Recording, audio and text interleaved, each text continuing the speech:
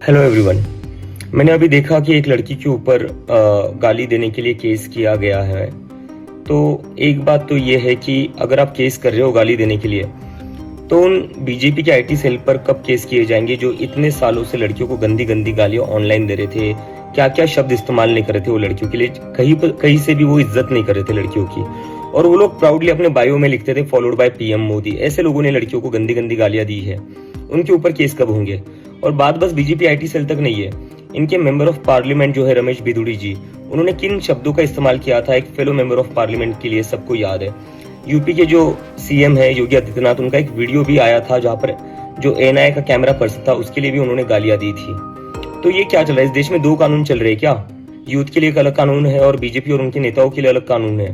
और गाली देना कोई अपराध नहीं है, गाली देना इज नॉट अ क्राइम। अगर कोई गाली देता है वो बुरा हो सकता है, वो बुरी बात हो सकती है, तो उसको आप समझाइए, उसको आप कहिए कि गाली मत दो। लेकिन केस किस बात पर किया जा रहा है?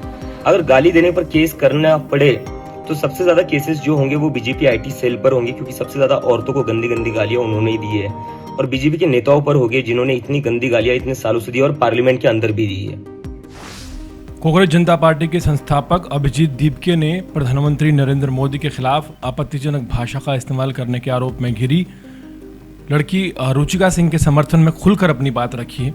उन्होंने एक वीडियो जारी कर कहा है कि किसी व्यक्ति द्वारा अपशब्दों का इस्तेमाल करना अपने आप में आपराधिक अपराध नहीं है और केवल गाली देने के आधार पर एफआईआर दर्ज करने का कोई स्पष्ट कानूनी प्रावधान भी नहीं है। दीपके ने सवाल उठाया कि यदि ये सिद्धांत लागू होता है तो महिलाओं के खिलाफ सोशल मीडिया पर अभद्र भाषा का इस्तेमाल करने वालों पर भी समान कार्रवाई करनी चाहिए, चाहे वो बीजेपी के नेता क्यों ना हो। दीपके ने यह भी कहा कि रुचिका सिंह के खिलाफ दर्ज एफआईआर वापस ली जानी चाहिए। उनका तर्क है कि अभिव्यक्ति की स्वतंत्रता और आपराधिक कानून के बीच का अंतर समझना जरूरी है। किसी बयान के वैधानिक का फैसला कानून के दायरे में होना चाहिए। उन्होंने ये भी पूछा कि अगर सोशल मीडिया पर महिलाओं को गाली देने वाले लोगों के खिलाफ समान रूप से कार्रवाई नहीं होती है तो कानून के इस्तेमाल में समानता कैसे सुनिश्चित होगी। उस पूरे विवाद के बीच सोशल मीडिया पर दीपके के पुराने रुख को लेकर भी बहस तेज हो गई है। आलोचकों का ये कहना है कि जब मलेशिया से संचालित एक सोशल मीडिया अकाउंट पर सरकार ने कार्रवाई की थी तब अभिजीत दीपके ने अदालत का दरवाज़ा खटखटाया था और विरोध प्रदर्शन भी किया था। अब वही दीपके रुचिका सिंह के समर्थन में ये दलील दे रहे हैं कि उनके बयान के लिए गिरफ्तारी नहीं होनी चाहिए। इसी वजह से उनके रुख को लेकर विरोधी पक्ष सवाल भी उठा रहे हैं और सवाल उनसे कर भी रहे हैं। हालांकि दीपके समर्थकों का कहना है कि दोनों मामलों की कानूनी परिस्थितियां बिल्कुल अलग अलग हैं।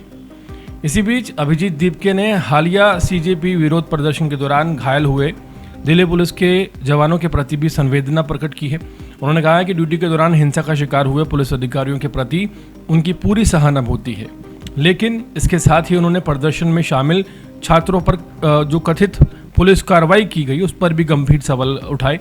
उनका कहना है कि अगर पुलिसकर्मियों के घायल होने पर चिंता जताई जा रही है तो उन छात्रों और छात्राओं के परिवार की पीड़ा को भी समझा जाना चाहिए, जिन्हें कथित रूप से पुलिस बल प्रयोग का सामना करना पड़ा और महिलाओं को पीटा गया। रुचिका सिंह प्रकरण अब केवल एक एफआईआर तक सीमित नहीं रह गया है।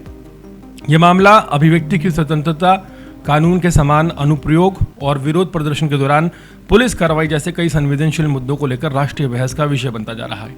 वहीं इस पूरे मामले पर अंतिम कानूनी स्थिति अदालत और जांच एजेंसियों की कार्रवाई के बाद ही पूरी तरह से स्पष्ट हो पाएगी।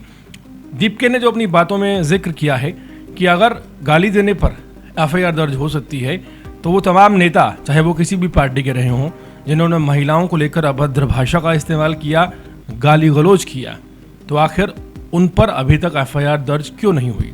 खासकर यहाँ पर आवाज़ उठाई जा रही है उन महिलाओं को लेकर जिन महिलाओं के साथ बर्बरता की गई जंतर मंतर पर, लेकिन बावजूद इसके अभी तक किसी भी तरह की कोई कंप्लेंट या कोई भी कार्रवाई का स्पष्ट आश्वासन नहीं मिला है। यहाँ पर एक बात और ज़्यादा गौर करने वाली है कि नेशनल मीडिया के कुछ पत्रकारों से लेकर एक एजेंडा सा चलाया जा रहा है और जो यंग लड़कियाँ हैं 20 साल 23 साल या 30 साल के अंडर जो इस प्रोटेस्ट में शामिल थी, उन्हें टारगेट करने की कोशिश की जा रही है। और सवाल यहाँ पर उठ रहे हैं कि अगर गाली देना गलत है तो फिर वो इन लड़कियों के लिए ही क्यों गलत है, उन तमाम बुद्धिजीवियों के लिए गलत क्यों नहीं है जो सड़क से लेकर संसद तक का सफ़र करते हैं और बड़े बड़े पदों पर विराजमान हैं। ये एक ऐसा विषय बन चुका है जिस पर अब बहस बहुत तेज़ हो गई है और अलग अलग बयान सामने आ रहे हैं। हाल फिलहाल शायद किसी ने सोचा भी नहीं था, लेकिन अभिजीत दीपके अब रुचिका सिंह के बचाव में उतर आए हैं। उन्होंने साफ तौर पर कहा है कि गाली देने पर एफआईआर दर्ज नहीं होनी चाहिए। पूरे मामले को किस नज़रिए से देखते हैं, कमेंट सेक्शन में ज़रूर बताएं।